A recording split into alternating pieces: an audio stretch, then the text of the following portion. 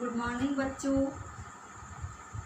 आज सबसे पहले एक सूचना है आप लोगों के लिए कि जो 9th की और 11th की जो बुक है वो अब चेंज हो चुकी है। तो हमने जो पढ़े हैं वो अब हमको नहीं पढ़ना, इसलिए हमने अभी हमारे पास बुक नहीं है, इसलिए हमने अभी ग्रामर का जो चैप्टर है वो चालू कर दिए हैं।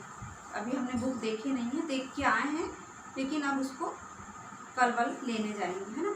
तो हम ग्रामर का चैप्टर अभी 1-2 दिन चला देते हैं। तो उसमें देखिए, सबसे पहले आपको गद्य की विधाएं, हमने एक चैप्टर पढ़ाए थे हिंदी साहित्य का इतिहास। अब जो है हम आज आपको गद्य की विधाएं पढ़ाने जा रहे हैं। तो सबसे पहले देखिए, गद्य क्या अर्थ होता है, बोलना या कहना, है ना। इस प्रकार दैनिक जीवन में गद्य का ही प्रयोग होता है। जैसे हम बोल रहे हैं, हमारी आवाज़ आप तक जा रही है, आप बोलोगे हमारे तक आएगी, है ना। तो गद्य का अर्थ क्या होता है, बोलना या कहना, और दैनिक जीवन में गद्य का ही प्रयोग किया जाता है। और गद्य की जो है विधाएं हैं, उसके विधाएं मतलब होता है प्रकार। बहुत सारे हैं, इसमें हमने सिर्फ 10 लिखे हैं 9th क्लास में, कोर्स में कम है, बाकी और बड़ी क्लास में जाएंगे तो और बढ़ते जाएंगे, है ना। 13-14 है। तो सबसे पहले देखिए, निबंध, एकांकी, कहानी, नाटक, उपन्यास, संस्मरण, रेखाचित्र, आत्मकथा, जीवनी, यात्रा वृत्तांत, है ना। अब इसको हम शॉर्टकट में आपको समझा देते हैं कि निबंध क्या होता है।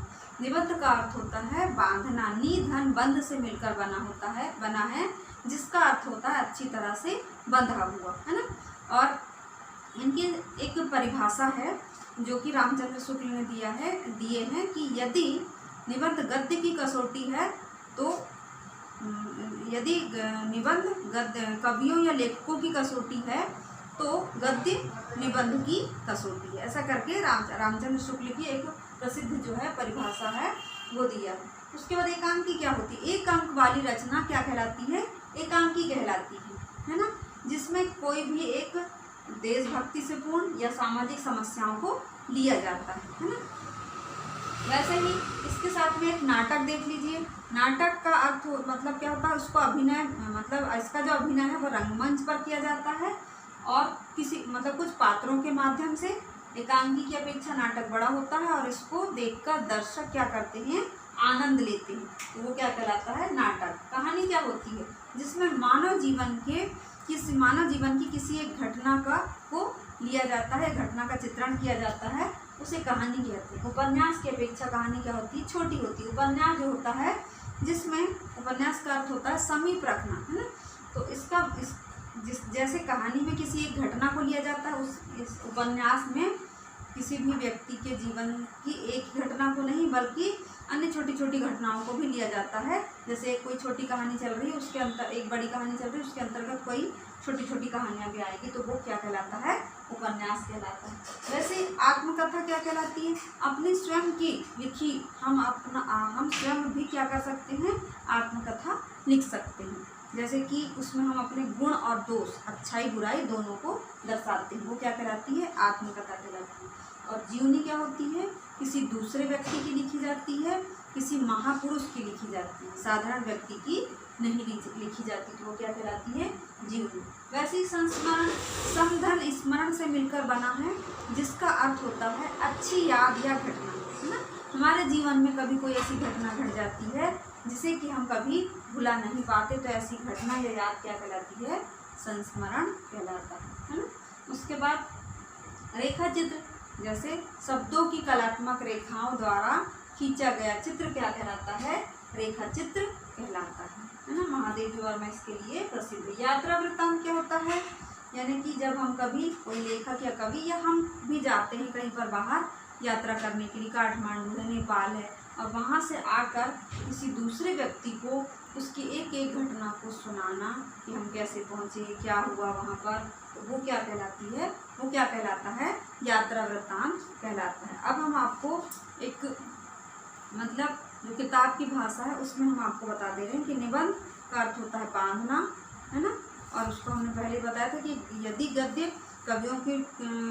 पद्य कवियों और लेखकों की कसौटी है, तो गद्य जो है निबंध की कसौटी है। इसमें जैसे आपको पढ़ना पड़ेगा कि निबंध के कितने प्रकार होते हैं, है ना। तो विवरणात्मक, कथात्मक, वर्णनात्मक, विचारात्मक, भावात्मक, ये सब होते हैं। उसके बाद इसमें फिर आपको लिखना पड़ेगा कि कौन कौन से निबंधकार हैं।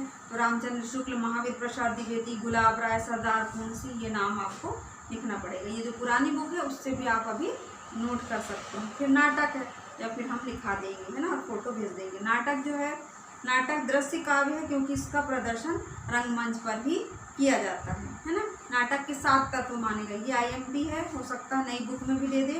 तो कथा वस्तु, पात्र एवं चरित्रण, कथोपकथन, देशकाल वातावरण, रंगमंच अभिनेता, भाषा शैली और उद्देश्य। ठीक है। उसके बाद एकांकी, एकांकी में एक अंक होता है और इसमें कई दृश्य हो सकते हैं और इसमें किसी सामाजिक और देश भावना से पूर्ण समस्या को लिया जाता है। एकांकी के भी वही 7 तत्व हैं। उसके बाद है कहानी, कहानी में मानव जीवन की किसी एक घटना का चित्रण किया जाता है। उसके बाद कहानी के प्रकार बताया है इसमें, घटना प्रधान, वातावरण प्रधान, चरित्र प्रधान, भाव प्रधान, है ना। फिर कहानीकार कौन कौन से हैं उनके नाम लिखना है। फिर जैसे मुंशी प्रेमचंद, जयशंकर प्रसाद, चंद्रधर शर्मा गुलेरी। उपन्यास, है ना, जिसमें मतलब एक ही घटना के साथ साथ अन्य घटनाओं को लिया जाता है। उपन्यास के भी वही 6 तत्व है ना। फिर उपन्यासकार कौन कौन से हैं, जैसे प्रेमचंद भी है, जयशंकर प्रसाद ने भी लिखे हैं, है ना। तो ये सब आपको हमको शॉर्टकट में लिखना है। जीवनी, जीवनी में किसी व्यक्ति के जीवन का लिखित वर्णन होता है, ये किसी महापुरुष की लिखी जाती है। इसमें भी जीवनीकार में भी नाम लिखना, जयेंद्र कुमार, अमृत राय। फिर आत्मकथा जो है, आत्मकथा में अपनी स्वयं की लिखी जाती है, जिसमें अपने स्वयं के गुण दोषों का वर्णन किया जाता है। जैसे कि मेरी असफलताएं, बाबू गुलाब राय, या बोलेंगे कुछ आप बीती कुछ जग बीती, भारतेंदु हरिश्चंद्र की। उसके बाद है क्या भूलूं क्या याद करूं, हरिवंश राय बच्चन की। फिर संस्मरण क्या होता है ना, उसकी परिभाषा और उसके लेखकों के नाम आपको इसमें लिखना पड़ेगा।